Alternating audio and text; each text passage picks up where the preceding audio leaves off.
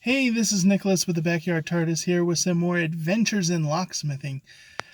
Continuing on with our crazy pot stories.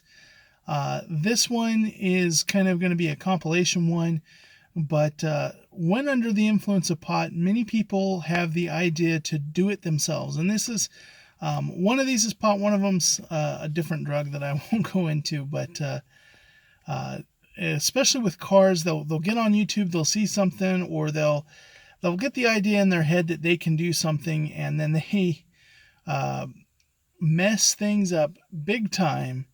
And then when they're not under the influence, they give me a call. But usually the cars reek a pot, and so how they were able to think that this was a good idea. So the first one, many cars today have what's called an active retainer that holds the ignition in. So you have to turn either the ignition to crank or accessories and depress a pin to be able to get it to come out.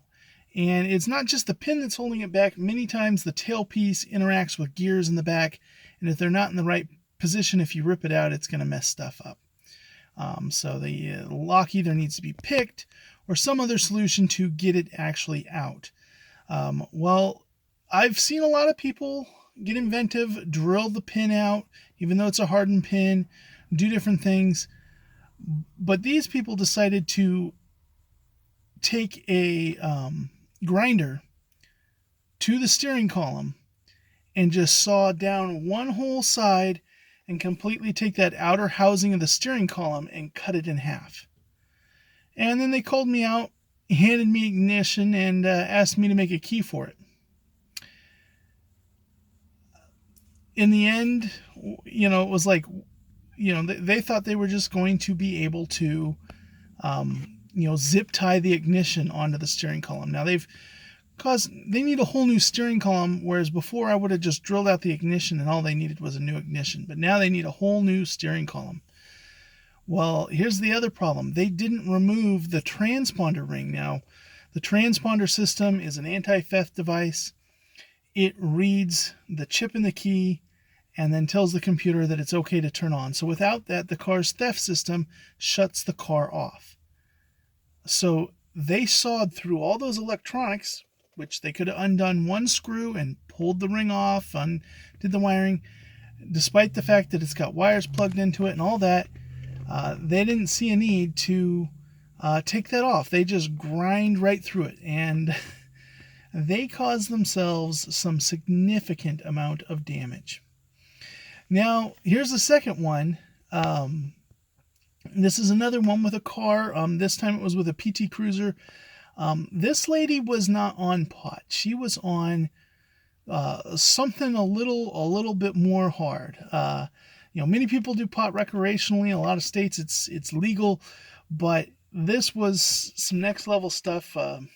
And she decided that she had seen the little thing on YouTube with a tennis ball trick to unlock locks, which is a complete fake thing that's not real. So she saw that and thought, I could do that with my ignition. Now, mind you, it's got a chip. There's no way, even if she got the ignition to turn. But what she did is she sealed. So she got silicone out. She sealed the entire ignition. Anywhere she saw an air hole, she sealed it. And then she stuck a tube onto the front and glued that to the front of the ignition and hooked an air compressor up to that. And she was going to use air pressure to turn her car on.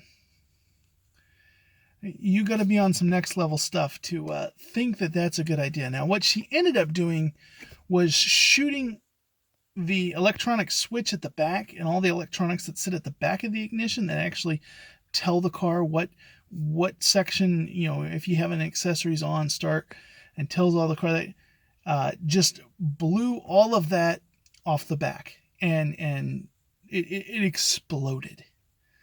So there's wires, all that stuff is just completely destroyed, has to be replaced. She damaged the ignition, and what she hadn't damaged by the air pressure, she damaged with all the silicone and stuff that she put on it. Really crazy idea what this lady was thinking she was going to accomplish. No amount of pressure is going to make something magically turn. And this goes when people see stuff on YouTube. They do this, and especially when they're on some type of mind-altering thing, suddenly they really are willing to believe that they can accomplish these things. So that's just another adventure in locksmithing. Definitely the jobs I want to run away from is the jobs where they started it and made the job 10 times harder than if they had just called me to begin with. But hey, that's just another adventure in locksmithing, hoping everybody is having a good day.